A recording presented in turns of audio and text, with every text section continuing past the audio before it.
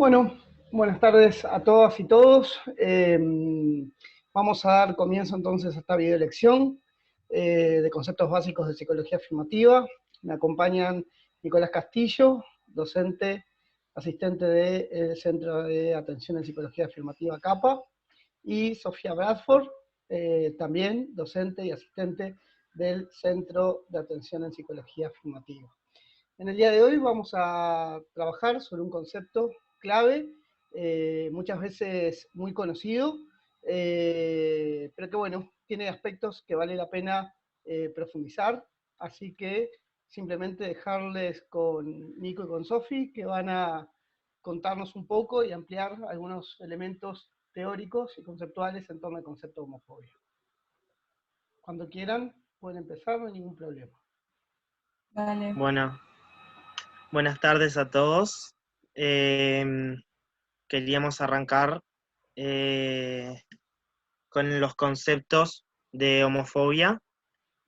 Como ya hemos tratado en clases anteriores, si bien el concepto de homosexualidad se erradicó del DSM-3 en su momento, la comunidad homosexual todavía sigue sufriendo procesos de discriminación, violencia.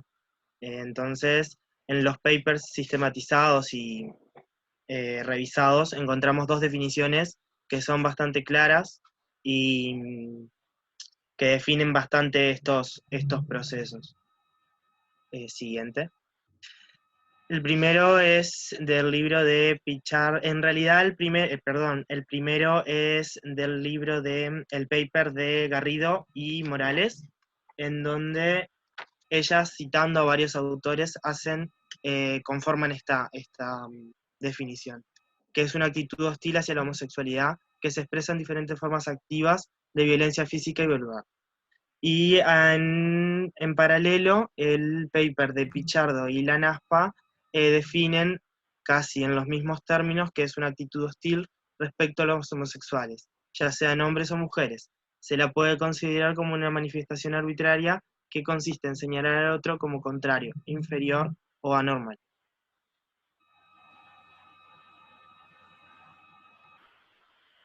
Bueno, estos puntos a resaltar sobre Gabriel J. Martín, que es el autor del libro donde sacamos esta información, que se llama Quiérete mucho, maricón, que es del 2008, si no me equivoco. Él es un terapeuta que trabaja con hombres gays principalmente. Entonces él dedica este libro principalmente a hombres gays, pero lo podemos comparar con diferentes identidades también. Es súper útil. Él empieza hablando sobre si la homofobia es comparable a otras formas de discriminación, porque él pone dos definiciones que la comparan con otros tipos de discriminación, pero termina por decir que no es exactamente igual, o sea, no es comparable al antisemitismo o la xenofobia o el racismo, porque generalmente en estos casos la persona nace en un contexto con las mismas características de etnia, religión o raza. Entonces, no convendría compararlos como iguales. Después habla sobre el concepto de la palabra fobia y, dice que no es en verdad una patología ni un cuadro, sino que termina por ser un prejuicio.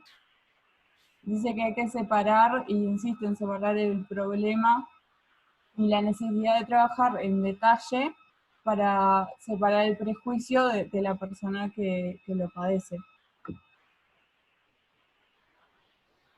No es una fobia, porque dice que la fobia no es como miedo en ese término, sino como una aversión, un rechazo, una no tolerancia, y hace el ejemplo de que un homófobo no sale corriendo por calle abajo si ve una persona LGBT, sino que no la tolera o la rechaza. Por eso surgen los conceptos de homonegatividad y homoignorancia en respuesta como conceptos más avanzados que el de homofobia, para dar lugar a pensarlo desde otro lugar y en vez de catalogarlo como o relacionarlo como una fobia o una patología, construir esta idea de la visión en general negativa de las homosexualidades o el colectivo LGBT. Y también el de homoignorancia, que es el desconocimiento o la falta de conocimiento sobre el tema, que no quiere decir que no tenga los mismos efectos, por ahí no tiene la intención de tener tales efectos negativos, pero la termina por tener igual. Estos dos conceptos no son de este autor, sino que se maneja con homofobia, critica ese aspecto, pero estos conceptos no son de este autor. Después, a nivel general, la relaciona con rigidez mental, con el machismo como de base, que vamos a hablar después, y con la violencia como mecanismo. Después, supone la existencia de una actividad mental que a veces no es consciente, pero que termina por distorsionar lo que se percibe y lo que genera una visión negativa sobre un grupo en particular, este caso el colectivo. Y que así como todas las constelaciones de pensamientos y sistemas de creencias que tenemos todos, terminan por distorsionar o tener efectos sobre cómo percibimos el mundo. Y también habla de que juega sobre quienes tienen estereotipos muy rígidos, sobre cómo una persona debe sentir, pensar, hablar, moverse, y toda esta idea rígida del deber ser.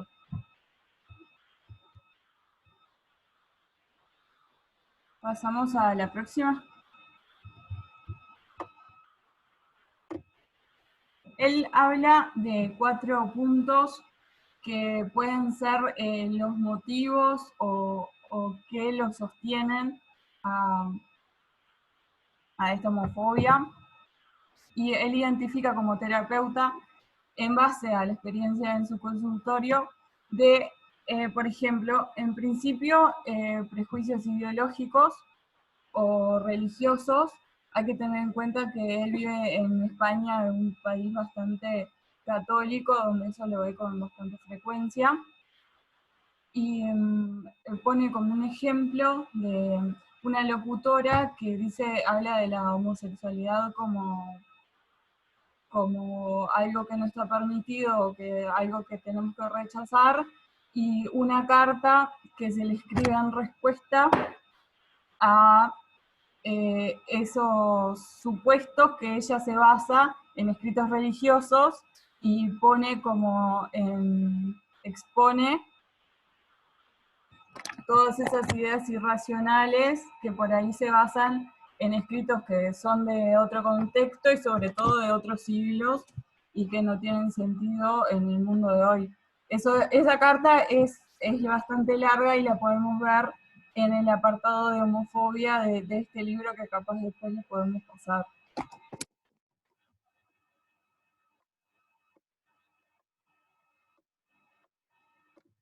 Lo que termina por decir es que tenemos que tener en cuenta de que lo que dicen los escritos religiosos y sobre todo los referentes tienen peso porque las instituciones religiosas lo tienen, no porque sean lógicos o tengan sentido. Tampoco quiere decir que el colectivo LGBT no puede tener prácticas religiosas o pueden vivir en compatibilidad con su fe, sino que hay ciertas instituciones que no son inclusivas en ese aspecto, pero que sí, en países que no son católicos pueden existir iglesias que admiten la diversidad.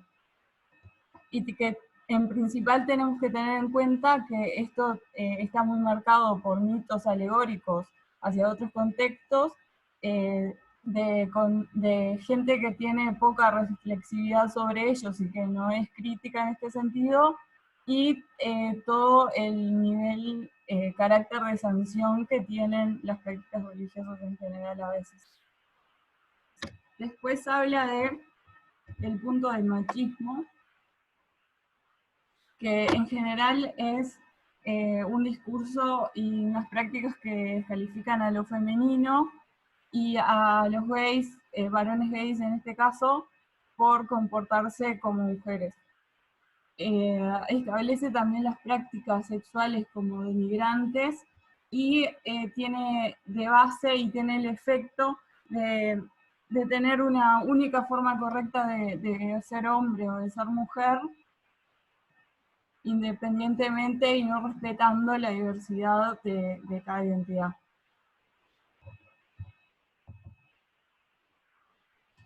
Después el tercer punto es el rechazo de la propia identidad, esta no aceptación, y que forma parte de las actitudes hostiles con otras personas LGBT que pueden llegar a reflejar los conflictos internos que se tengan o la no aceptación de su identidad, o en muchos casos para no despertar sospechas en contextos donde no se conoce abiertamente su identidad.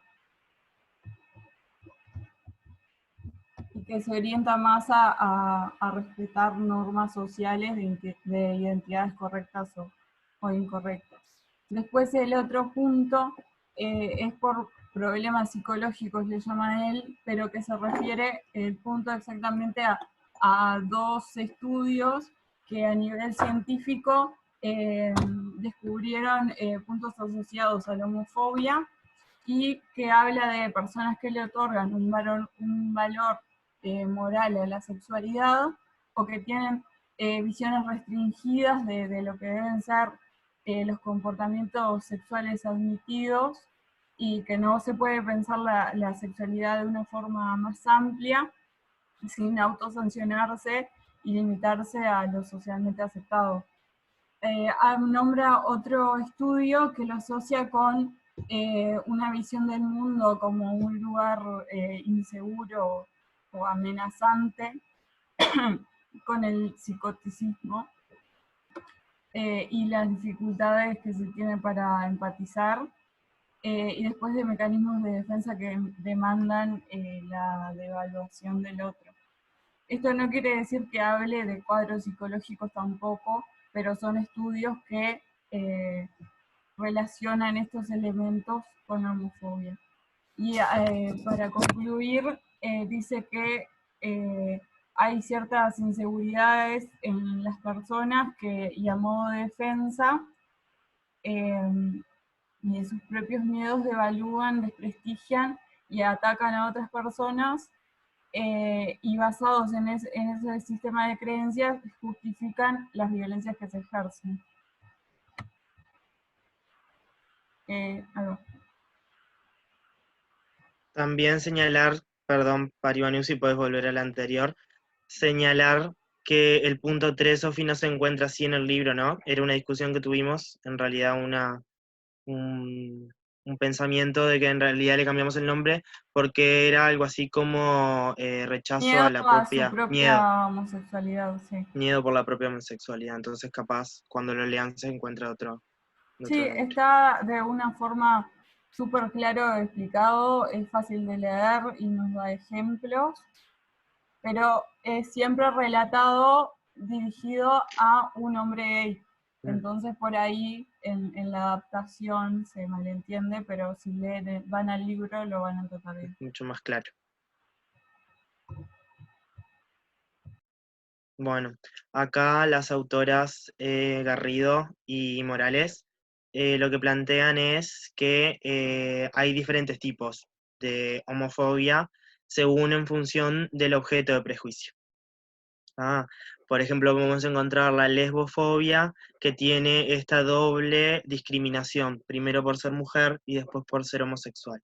Después la bifobia, que trae implícito que no se puede mantener o fluir entre los dos, sino que se debe plantear una postura, posicionarse dentro de una, ser heterosexual o homosexual.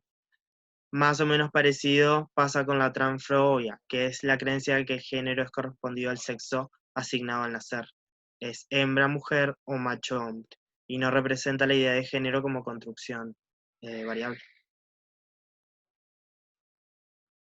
Pasamos. Pero yo quería comentar Perdón. de la anterior, que por ahí nos faltó la discriminación hacia personas de identidades intersex. Sí. No estaba en esta clasificación, no se la quisimos agregar para respetar más o menos los términos que se usan. Y que siempre, por ejemplo, la bifobia también comparte con las identidades intersex, que siempre se demanda a las personas que se etiqueten de una forma y no se respeta por ahí los procesos identitarios y se exige que se sea de una forma o de otra y nada en el medio se omite. Sí, Eso aportar nada más. algo chiquito en torno a esto. Sin duda alguna, en los cuerpos intersex y el problema de la identidad es toda, o sea, de la definición de la identidad, es todo un tema, más lidiando con las políticas de salud, etcétera, pero también en aquellas personas que podríamos llamar de género fluido o no conformes con el género. Claramente hay todo un paquete que tal vez está poco descrito en alguna bibliografía, pero que debe ser incorporada al análisis de estas conductas de rechazo también. Buenísima la lectura y la apreciación de ambos. Sigamos. Pasamos a la siguiente. Bueno, acá lo que tratamos de hacer con Sophie fue un cuadro comparativo entre los dos papers que realizan, unos plantean unos escenarios de discriminación y otras formas de homofobia. En cierto sentido, lo que tratan de plantear son diferentes tipos de homonegatividad. En el primero, los escenarios de discriminación, que son los planteados por Garrido y Morales, son el individual, el familiar y el educativo. Y después, en las formas de homofobias planteadas por Pichardo y Lanaspa, primero está la cognitiva, hacen una separación en dos grupos. Primero está la cognitiva, afectiva y conductual, y por otro lado hacen otro subgrupo que es la internalizada y externalizada. Pasaremos a explicarlas en el siguiente. Sí, esto no quiere decir que en la realidad no veamos que se cruzan estas clasificaciones, sino que la vamos a ver toda entrelazada, pero a modo de explicación sirve para entenderlo. Sí. Dentro de los escenarios de discriminación, el individual es la integración de actitudes homofóbicas propias de la sociedad en el individuo no heterosexual. Estos mensajes que recibe la persona perteneciente al colectivo se interiorizan y genera una disonancia, plantean las autoras, entre lo que el individuo, entre la expresión del individuo, de lo afectivo y todo lo demás, con estos mensajes negativos.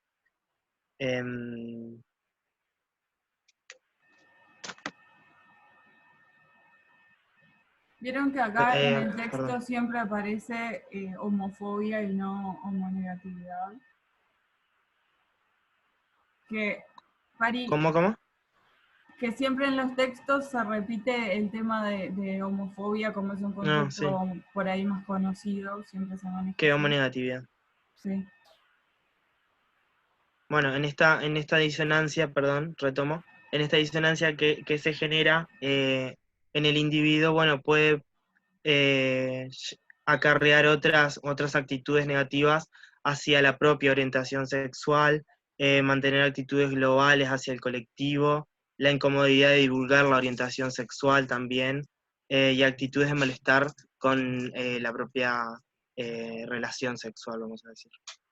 Después, el otro escenario que plantean las autoras es el familiar, que dice que los familiares dan por hecho la heterosexualidad del hijo, y por lo que la salida del closet de este mismo genera como ciertas dinámicas familiares distintas, que a veces pueden ser confusión, culpabilidad, enojo, entre otras. Cabe destacar también que estas dinámicas familiares son diversas. que no siempre se van a dar escenarios de discriminación, sino que también se pueden dar escenarios de aceptación y demás. Después, un planteo que las autoras hacen en los escenarios de discriminación es el educativo, en donde ellas plantean de forma más extensa este escenario. Porque, bueno, como podrán ver acá, la expresión de homofobia son más frecuentes en los contextos educativos. Dichas expresiones son más difíciles de combatir en comparación a otros acosos escolares. Aquí se hace invisible y está normalizado, lo que se deriva en situaciones de exclusión y violencia, la opresión y pérdida de apoyo de las víctimas y la legitimación de las desigualdades. Lo que ellas expresan acá es que en realidad la persona en el sistema educativo se ve mucho más vulnerable, por lo que se debe prestar sumamente atención a estos escenarios, porque la persona se ve desprotegida tanto en el ámbito educativo, en lo institucional, tanto como en el ámbito familiar. A veces no tienen ese apoyo, entonces se ven mucho más desprotegidas ante estos escenarios de violencia. El otro día hablábamos con Sofi, ellas también, que no lo quisimos poner acá, hacen todo un lineamiento de cómo tratar de evitar estas situaciones dentro de las instituciones, que nos parece un punto fuerte de este paper, porque hace de forma extensa, bastante extensa, los métodos para que estos escenarios no se sigan reproduciendo. Sí, agregar una cosita también, que a nivel nacional, sobre todo en torno al bullying LGBT-fóbico y a las prácticas dentro del sistema educativo, uno de los compañeros que forma parte de la Facultad de Psicología y que integra ISCRAM, que es Gonzalo Gelpi, además de su tesis de maestría, es su línea de investigación y tiene bastantes datos en cómo se ha en torno a comparación de sistemas de servicios educativos, estrategias y tal. Está bueno también como nombrar ahí a Gonza, que es un aporte importante. Perdonen. Pasamos al siguiente. Bueno, acá en este otro paper que es de Pichardo y la NASPA, que es homofobia en el sistema educativo justamente, se llama el paper, plantean formas de homofobia. En el primer grupo integra la cognitiva, que tiene que ver con las ideas y conceptos que se tiene de la homosexualidad. Casi siempre es una visión negativa basada en los estereotipos y preconceptos que se tiene de la persona, que muchas veces van de la mano de lo antinatural y lo anormal. La cognitiva tiene mucho que ver con los escenarios de discriminación que sería como la individual. En un cuadrito más adelante vamos a explicar cómo las relaciones que se encuentran. Después en otra forma de homofobia está la afectiva, que son los sentimientos de rechazo que se tiene al tener contacto con una persona homosexual. Son actitudes que afectan directamente a la visibilidad de los mismos.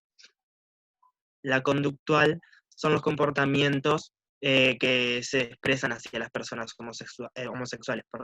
Se pueden manifestar en los grados más leves, que serían chistes, y en los grados más altos, que ya sería una conducta física, violencia física.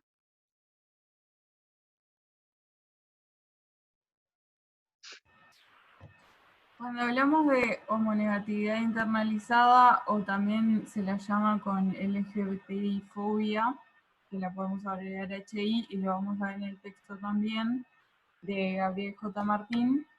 Y acá tenemos los tres primeros puntos que son de la guía de Martínez y 5 autores más, que se llama... Nico, ¿cómo se llama? Esta es la guía, la tienen como lectura obligatoria de los que cursan ECAPA, sí, que es una psicoterapia culturalmente competente para el trabajo con pacientes LGBT. Es de Santiago de Chile y es bastante actual, es del 2018. Es un manual para que da diferentes términos y diferentes términos para el trabajo, perdón, me desconcentré, para el trabajo con personas del colectivo LGBT. Te está escuchando medio... Sí, medio raro, ¿no? Capaz que es que te cuelga, Nico, ahí un poquito, pero ningún problema. seguimos sin está. ningún problema. Acá hablan... Es sobre, no, el autor, iba a decir, de esta guía es Martínez, y participan algunas otras personas como Jaime Barrientos, que también dentro de Santiago de Chile tiene bastante producción de hace larga data sobre cuestiones LGBT. Era eso nomás. Sí, acá tenemos Galvez, Tomichik, Rosenbaum, Aguayo. No sé si conoces eso. Sí, seguimos. Era una notita nada más para que pudieran buscar la fuente. Ahí está. Igual está anotado en lo último. Acá hablan de que es la internalización de este estigma sexual, la sexualidad, que hablábamos con Nico antes, que son personas que pertenecen a la minoría y que incorporen en su sistema de creencias estas estigmatizaciones sociales a partir a su sistema de valores y que se adaptan a su identidad y concepto de sí y que terminan devaluándola a causa de eso. En esta guía dan un dato importante que se asocia con mayor presencia de las conductas de riesgo y de suicidio, y que lo ponen como un dato súper importante a tratar y a buscar en estos casos. Lo vemos en actitudes o lenguajes negativos contra otras personas del colectivo LGTBI, también con la autoexclusión o la desconexión con otros individuos LGTBI, que esto en la práctica es bastante común de verlo, que no tienen o por ahí referentes, o si no, conocidos cercanos que puedan hacer de ejemplo de estas identidades. Luego, como decía Nico, acá repetimos este punto del malestar con la actividad sexual con el mismo sexo. Después, también en este sentido, sentimientos de culpa por la propia identidad de género u orientación sexual. Luego, sobre el libro de Gabriel J. Martín, habla de la aversión hacia los propios sentimientos y comportamientos homosexuales, una actitud hostil y de rechazo hacia otras personas homosexuales, la denigración de la propia sexualidad como un estilo de vida aceptable, la falta de voluntad para revelar a los demás la propia homosexualidad, la percepción y el miedo al estigma asociado con ser homosexual y la aceptación de los estereotipos sociales sobre la homosexualidad. Esto lo saca de otros autores. Esperen que se me trancó un poco. Habla de otros autores como ejemplo, y también habla principalmente de gays, pero lo podemos usar para pensar en otras identidades. ¿Me pones la próxima? Este es sobre el libro de Cort, que se titula Terapias afirmativas para terapeutas heterosexuales, y da ejemplos, y que dice que la comunicatividad internalizada en realidad no se ve de forma tan evidente, y por ahí aparecen personas con depresión o cierta ansiedad que no parecen tener relación directa al ser gay o lesbiana, pero que hay que explorarlo. Y otro punto que resalta es que no tiene que ver con haber salido del armario o no, sino que solo se divide en formas más sutiles o formas más evidentes. Esperen que me voy a silenciar un segundito.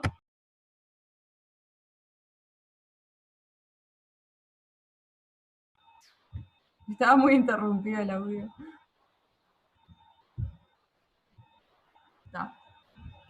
Habla también de estos discursos de rechazo hacia, con por ahí palabras ofensivas, de hablar de maricones o marimachos como un indicador posible. También el miedo a ser descubierto, o a ser descubierto su identidad, incluso cuando no hay un peligro inminente, sino ese estado de defensa ante un peligro.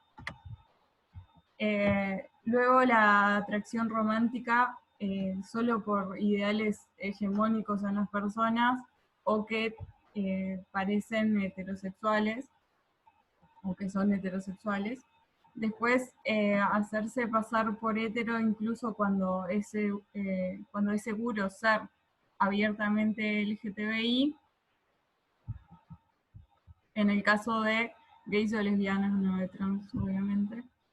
Y después otra cosa que escuchamos bastante es de no tener que decirle a otros sobre lo que hace en la cama, porque no se quiere saber lo que los demás hacen en la cama, como la idea de tener una identidad que sea solo una práctica sexual adulta y no una identidad y una forma de cultura de la persona. El anteúltimo punto es comentar sobre las personas que son o demasiado gays o lesbianas, como una crítica de demostración exagerada. Y después buscar una pareja con apariencia hetero. Estos puntos no son directamente relacionados, sino que hay que explorarlos en la práctica, pero dice en base a su experiencia que él ha dedicado muchos años en esto, es que lo podemos asociar.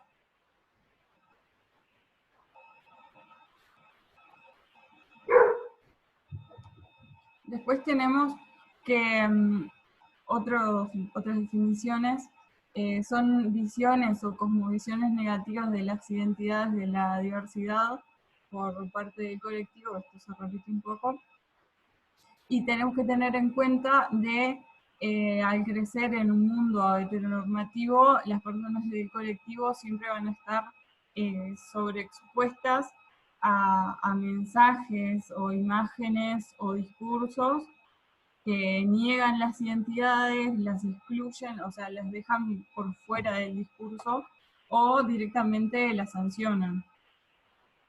Y a tener en cuenta, como la clasificación que decía Nico, que no es solo en el sistema familiar, es también en el educativo y es también en los medios. Después tenemos dos frases del libro de Cort que son interesantes, que él habla de que gays y lesbianas nacen en territorio enemigo, o que somos minoría desde que nacemos, por esto de que no es tan comparable hacia otra forma de discriminación que por ahí comparten la misma raza y tienen otras formas de funcionar ante el peligro del mundo externo, y que en las familias por ahí ese apoyo muchas veces no está. Y después habla que esto tiene un impacto importante porque genera esta contradicción del sentir de la persona y de sobre todo un niño que está aprendiendo muchas cosas de la vida, y que la contradicción del mensaje negativo hacia su propio ser no le permite desenvolverse como un ser auténtico. La próxima. No, yo quería hacer un aporte, no sé si se me escucha bien. Sí, algo. ¿Algo? No, pero está bien. Bien, bueno, porque me veo mal, yo los escucho ya medio mal, mi internet no debe ser bueno. En la anterior quería decir que, bueno, que las autoras cuando plantean esto de los mensajes recibidos por parte de familiares, de parte de medios de comunicación, de instituciones educativas, además de generar esta disonancia entre, bueno, lo que siente la persona con estos mensajes negativos, generan una baja autoestima en ellos, una represión de las expresiones y los sentimientos de afecto también. Bueno, y continuando con el cuadro, como ya habíamos dicho antes, lo que tratamos de hacer con Sofía era más o menos explicar que en realidad tienen mucho en común lo que plantean los dos papers. Primero el individual, que se parece en muchos aspectos a lo cognitivo y a la internalizada. Después en los escenarios de discriminación el familiar, con el afectivo y el conductual, con lo exteriorizado. Después el educativo, con el afectivo conductual nuevamente y exteriorizado. No son los únicos, las únicas comparaciones que se pueden hacer, o sea, puede haber muchas más similitudes entre otros, tipos de homofobia que se pueden encontrar también.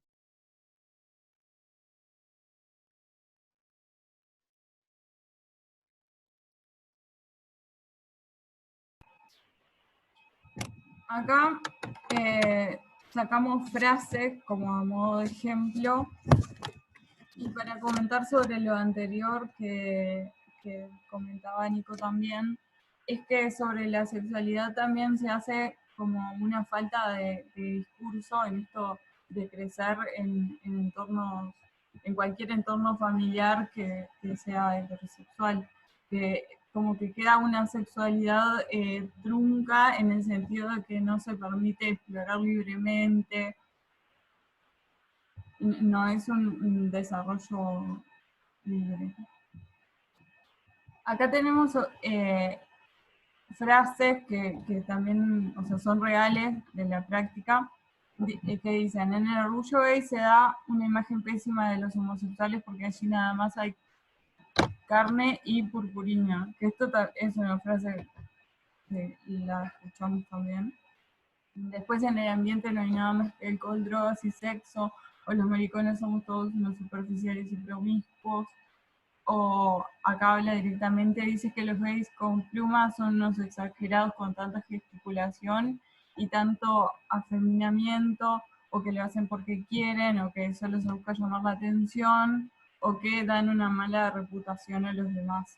Esto es una clara interiorización de toda esta visión negativa y la gama amplia de prejuicios.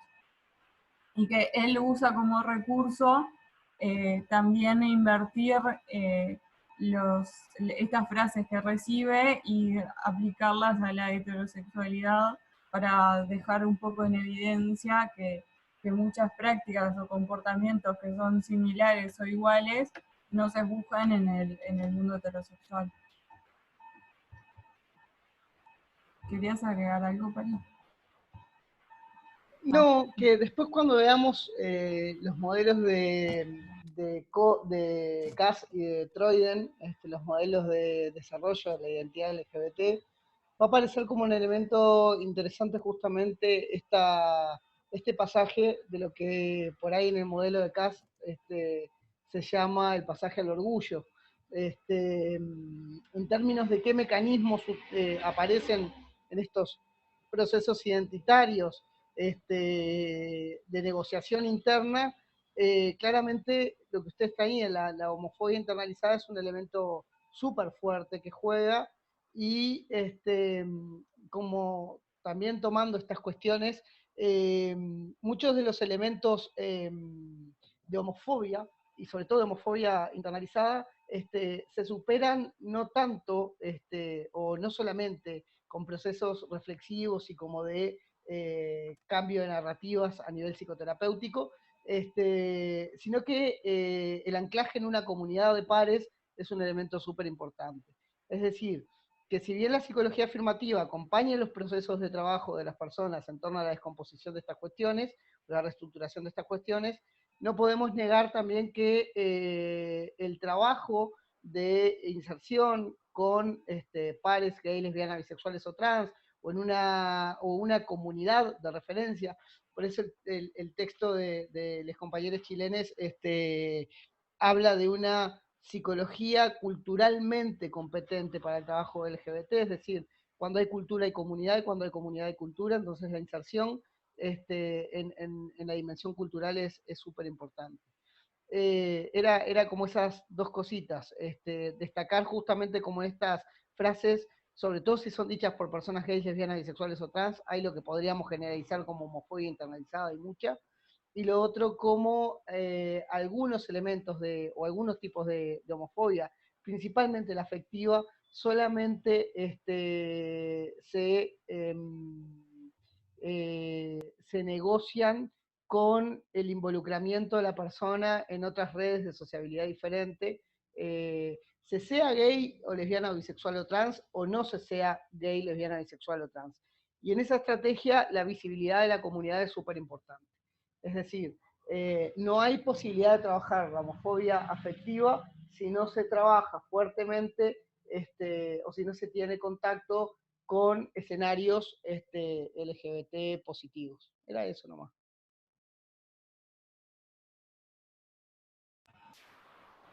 Ahí está.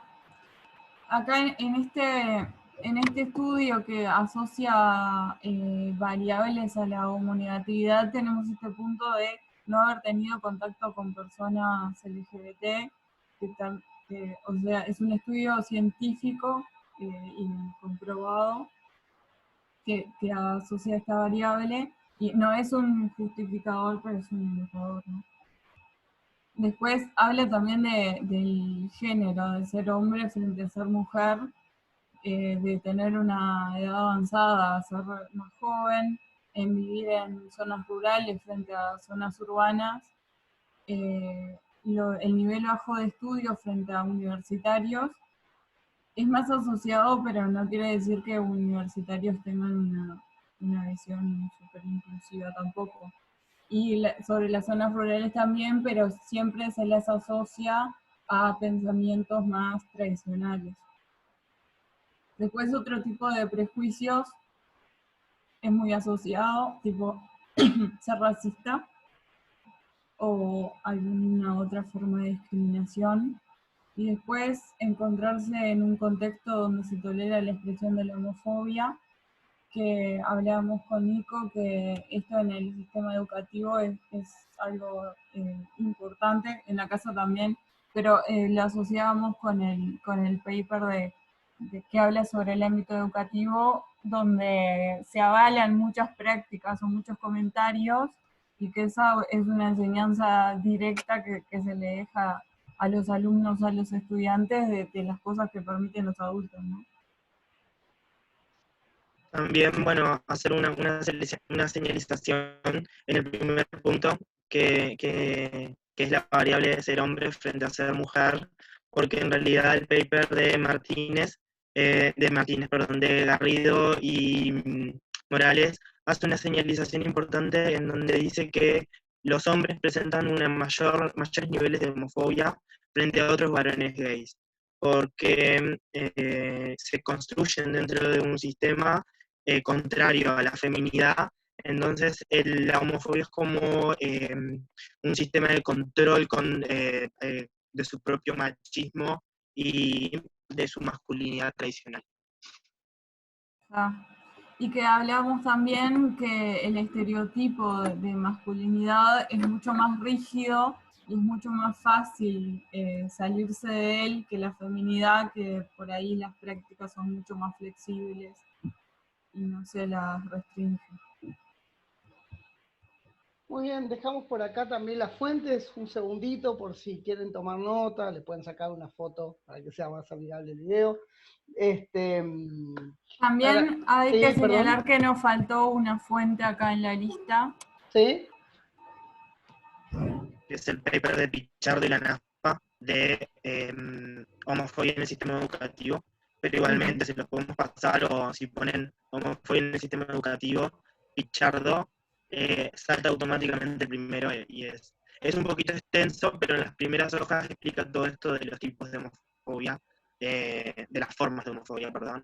Y después, con respecto al paper de Garrido y Morales, es bastante corto, pero es sumamente entendible y explicativo en todos los términos. Sí, Y además después ustedes, en el perdón. libro, en el libro de Cort, del capítulo 1 al 3, está bastante todo lo que hablábamos, y no habla solo de homofobia de usuarios o de consultantes, sino de los propios terapeutas, porque está dirigido a terapeutas. Y Bien, después en el libro de Quiérete mucho, Maricón, es el capítulo 8, el que habla especialmente de homofobia, aunque todo el libro está muy interesante. bien. Dos cositas acá, entonces, para agregar.